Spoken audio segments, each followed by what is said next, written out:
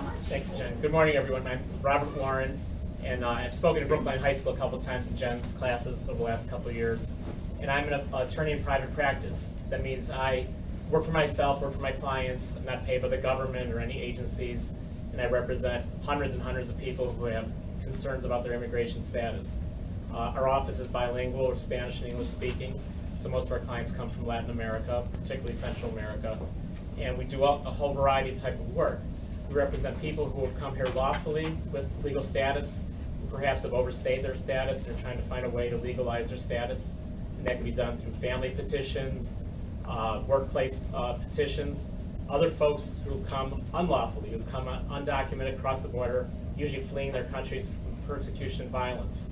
A large number of our clients come from Central America, the northern triangle of Central America, Guatemala, El Salvador, and Honduras.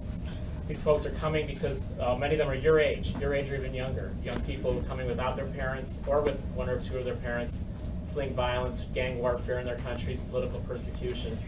And what we do is we try to help them once they get to the border. They've been detained by immigration, by Customs and Border Patrol.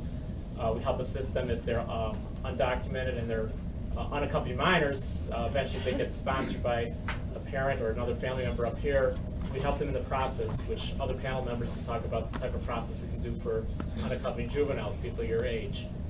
We also represent people in political asylum cases, people who are trying to get status here, refugee status, status here because they're fleeing one of 5 categories: political opinion, they've been persecuted because of their political opinion in their country, race, religion, national origin, or some other particular social group.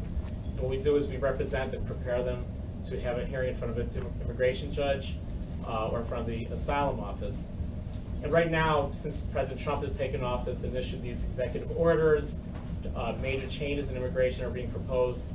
A day in my life of a lawyer like myself and my other colleagues here is we're inundated with phone calls, both from existing clients and from people in the public we don't even know. Everyone's worried about what's going to happen to them. Are they going to walk out of a classroom from school and leave their school and be picked up by immigration customs enforcement?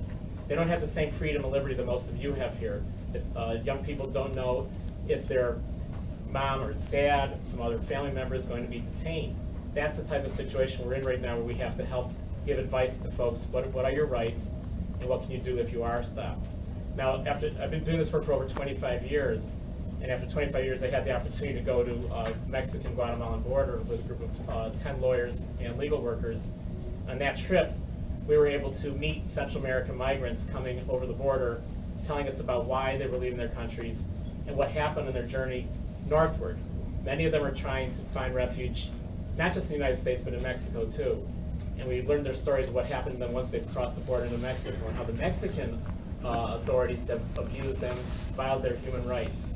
We were collaborating with a refugee center run by Franciscan priests and monks on the Guatemalan border.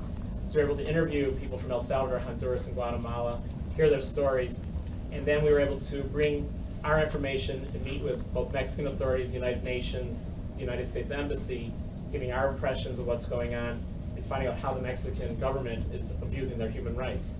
And one final thing I'll talk about, on that same trip, we were able to go to a place called Ayotzinapa, Mexico, which is a town in the state of Guerrero, Mexico, if anyone's heard of that, where 2.5 years ago, 43 students, many your age or slightly older, were on the way to a political demonstration and they were disappeared. And to this day, the whereabouts of these students is unknown. And we met with their mothers, their fathers, we stayed at the college, we met with human rights organizations, and part of our work on the return is to try to demand justice for these students and find out where they are and what's happened to them. And that's part of our work also, seeing what's the status in Mexico as people from Latin America and around the world actually coming through Mexico, what happens to them there, and demand that our government did not collaborate with the Mexican government in harming the human rights of these individuals.